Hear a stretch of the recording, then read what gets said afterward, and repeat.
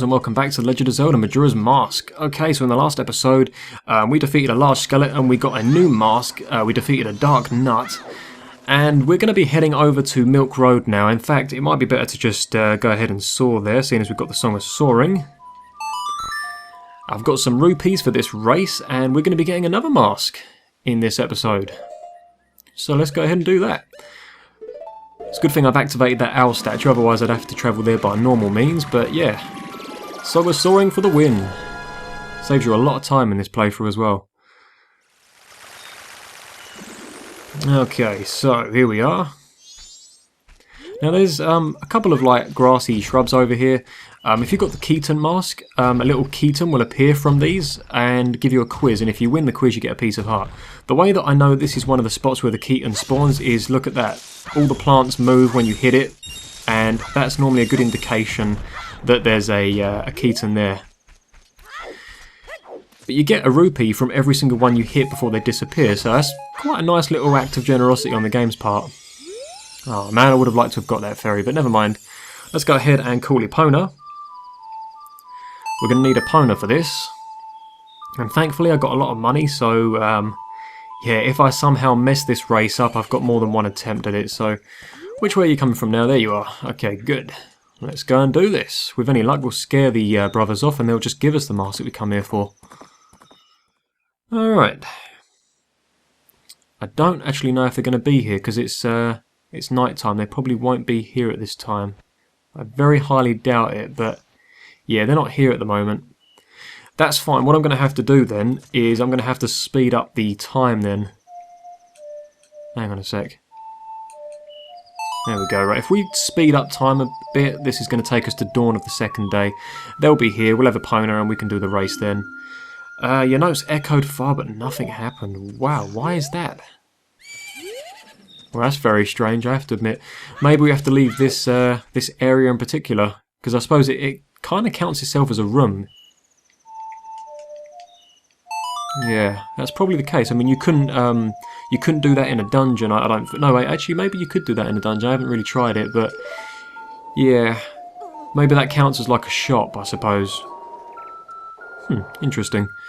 Oh well, let's go to dawn of the second day and give it a go.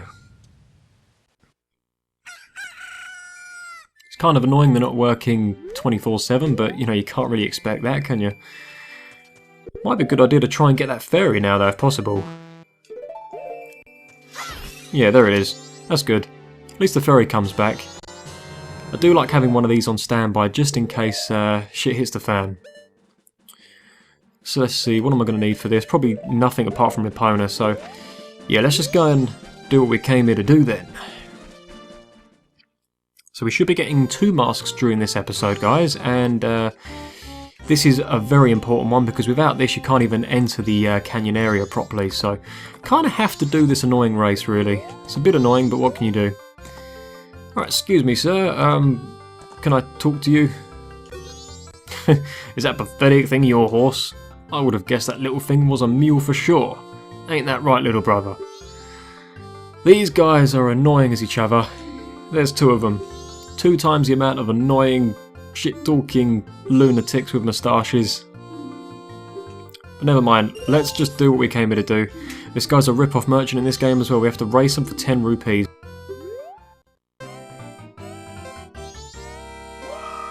But I probably wouldn't even attempt the Goron race in this one. I just hate it with a flaring hot passion, I really do. It sucks because the Gorons can actually knock you over and everything, and in this the horses just get in the way. You've got 2 of them, they're stronger, they're bigger than you, and that's really not cool. I mean, look at that, he's pushing me into the tree there. But 3 carrots normally does help out quite a bit, so try and keep it down about halfway. I wasn't really using my method to its full potential in the last race, so just try and jump these fences, because for some reason when you get over one of these fences it kind of pushes you forward a little bit. I think jumping actually covers a bit more distance, so if you can get a jump in, that's good.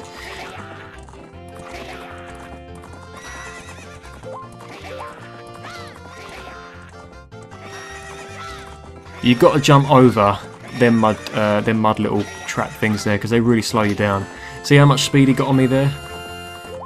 What's really crazy though is that race took longer to do and yet I still won somehow. I don't understand that. They must have fell into a trap themselves, but never mind, that's what we've got to do to get the mask. This mask is called the Gyro's Mask, and the wandering ninja spirits who appear at Ikana once wore this, so we're going to see a couple of them spirits appear every now and then, and they're going to talk to us. So what we need to do now is go ahead and get back to the canyon area, because now we've got everything we need to do what we need to do there. You can't really go there without the hook shot and the Gyro's Mask. And the Song of Storms, actually. This is 3 things that you need before you even go to that place. So yeah. Oh, and Epona. So 4 things before you even get there. So yeah, that's a lot of things to remember. Okay. One thing I do love about Epona though is Epona's invincible. So you don't take any damage, and that counts for explosives as well. These little animal things up ahead with the bombs attached to the tail, they don't actually do any damage to you. So you're pretty much kind of invincible when you're on Epona's back. So yeah, I've got Epona's back, Epona's got mine. We're in a good place right now. Unfortunately we can't complete the game with Epona, that would definitely help us out, but never mind. Let's just do what we came here to do. No damage for us, let's go ahead and jump these 2 fences. There we go. Right, so yeah, there's the Poe merchant that we encounter in Ocarina of Time. Same character model. Let's just let that thing destroy itself. There we go, right. Now then, let's equip our mask that we just got, thankfully. There we go. Walk over to this guy. He compliments the mask you're wearing and says that it's basically, you know, the leader of the ninjas, you know, all that kind of stuff. Gives you a bit of a story background and whatever else. But the main thing that we get from this is being able to gain access to the next area, so it's kind of what we needed to have the mask for. So make sure you've got your hook shot obviously equipped for this part, because you're not going anywhere unless you've got this. And as you can see now, we can just travel all the way up to the top of this. Now the enemies up here are different during night or day, so during the daytime you get these creepy Gorons that look like they've seen some really bad shit in their time. They roll after you and they explode if they make contact. If you don't somehow manage to have a boulder fall on top of your head and not give you concussion, like I just experienced, but there's a lot of these guys here. One thing you can do is if you wear the stone mask, I'm going to try this now and show this off, they won't hurt you. They shouldn't do anyway, no. See, they just go away, so that's another good use for the stone mask. So not only do enemies not see you, but they choose not to hit you. I think because they're partly rock or whatever kind of thing they're made out of, they kind of, I don't know, they associate you with a friend or a non-threat. So this guy's creepy as fuck. He runs around in circles and tries to ask for your sword, but if it's not him, it's these guys. They come out of nowhere, they recognise that you're not the master they once worshipped, and now you have to fight them. So what I'll be doing is I won't be wearing this mask for most of this, because these guys pop up a hell of a lot. Thankfully though, they only take about 2 or 3 hits and then they're dead, so this should be the last hit that this guy needs. There we go. They do, however, give you some information after you kill them. And revealing my wisdom, yep, to cross the Valley of Ikana, aim at the river beasts with the arrowhead that freezes. I mean, they kind of give you stuff that you might be able to figure out on your own, but if you need some extra information, then they have it for you. And what I'm going to do is I'm going to unequip this mask, because I don't really want to keep on fighting a ton of enemies.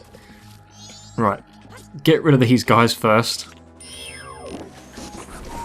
One thing I've learned is to not jump on them while they're mid-freezing.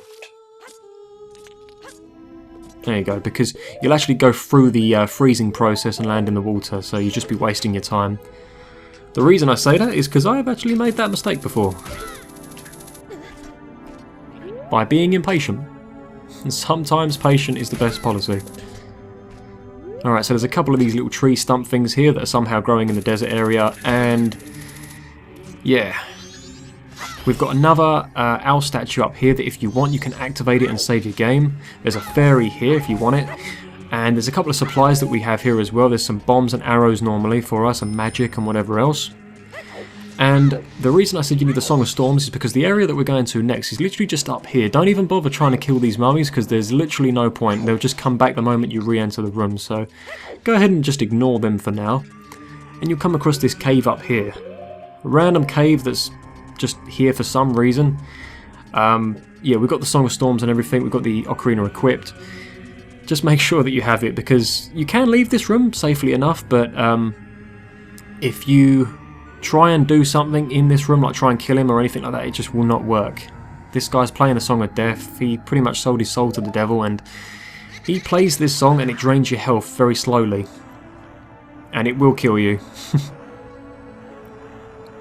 First time I played this game, I remember trying to do something here and not really knowing what it was. I didn't think that a song would actually work. I mean, I tried the Song of Healing because I thought that that might be what this ghost needs, but no, that didn't work. So the Song of Storms is what you need, and that's in the middle of a freaking graveyard. So make sure that you have that. So he starts playing this really crazy song, and I think it does like half a heart or a quarter of a heart damage every time. So you don't want to be wasting too much time here, that's for sure.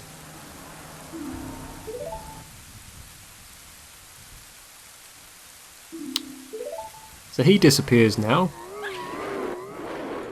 And the little lake in here and whatever else outside, the water's going to be replenished and return to the way that it should actually be. And for some reason the mummies outside don't like that. So they disappear. I think mainly because the water operates the wheel outside and it plays the music. The mummies don't like the music. But then it is a really creepy, strange, circus-orientated sound and song. It's just, I don't know, it's weird. But one thing that I found out about this song, well, not even found out, but just sort of like solo discovered, is that this sounds like the wacky wheel room in Super Mario 64. You've got the haunted house area where you have to deal with all the boos and that, but there's like a spinning room, and there's a song that plays that sounds exactly like this, but sped up slightly. I don't know, I kind of thought that Nintendo might have used the same song for this.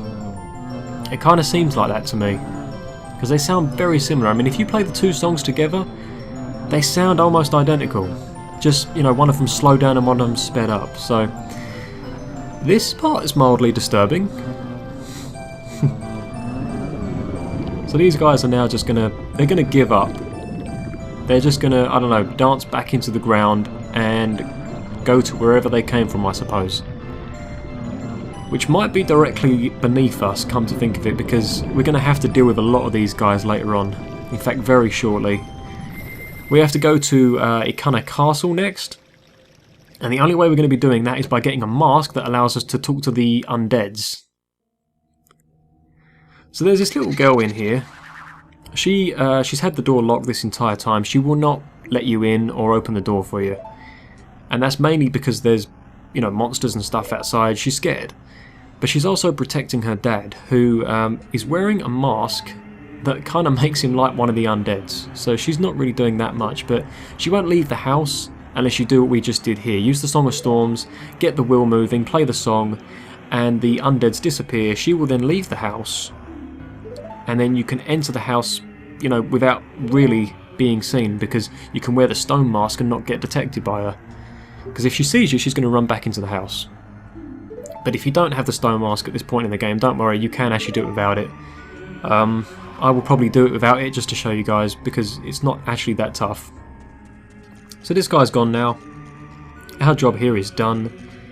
Let's go and get our third mask within the last 2 episodes of this playthrough. Now, the undeads are gone, like I said. She's going to be standing outside the front of the house now. But she's going to see us and she's going to go back inside. Now, what you do normally is you can, let's see. Dude, get the hell out of here. You can just wait here after doing something and she'll go back indoors. I mean, she'll see you anyway. She goes indoors. But what I'm going to do is you could either use the stone mask or do it without the stone mask. Now what I'm going to do is I'm going to show you exactly how you've got to do this. Make a noise. It gets her to come out of the house. So throw that. She'll hear it. come around the corner of the house like this.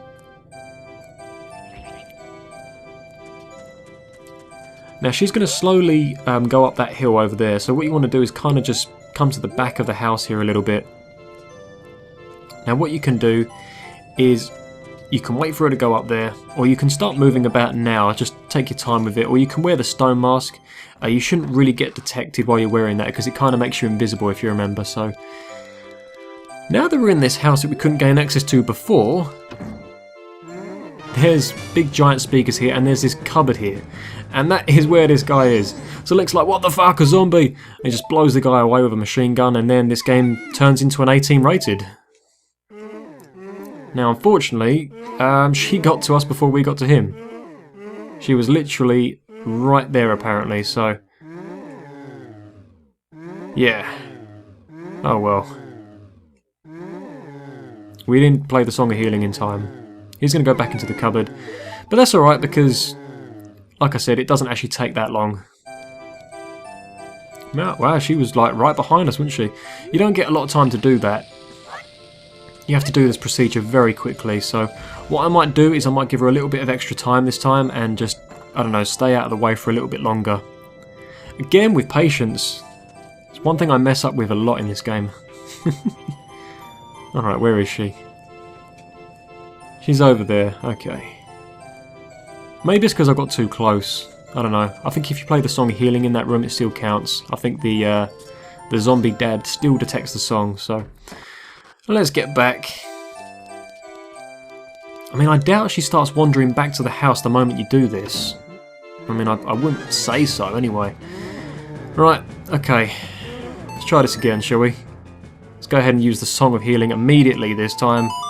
There we go, it does still count if you're in the room. Good. Now, once you've done the Song of Healing, this guy's going to drop a mask because he's been wearing it this entire time. And the girl's going to be pretty happy because she's got her dad back and he's not, like, decrepit and creepy looking. But thankfully it doesn't turn us into that kind of way. We get to talk to the undeads instead. How cool is that?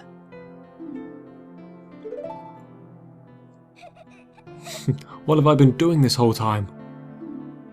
You've been trapped inside a closet, Daddy. Yeah, she'll just say that. I'll probably just leave this experience. Yeah.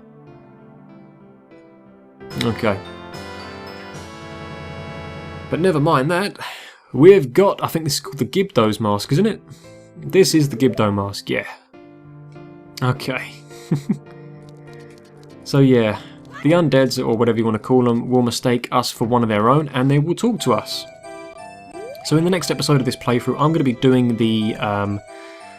it's kind of a long sequence, really, and I need to be prepared for it. I might even have to get myself another bottle or two, because they basically require items for you to enter the doors. And that is very irritating, let me tell you, because sometimes they require an item that's very obscure, like some milk, and you don't always come across cows in this game. So what I'm going to do is I'm going to leave the episode here, and I'm going to plan out how I'm going to get the next bottle or two, so I can come here preferably with 4 bottles, or maybe I'll just take a chance and, you know, you can be lucky and be asked to go and get nice items, you know, like bugs and stuff, items that you can come across very easily. So with any luck we'll have that kind of experience in there. But guys, thanks for watching, and I'll see you all next time.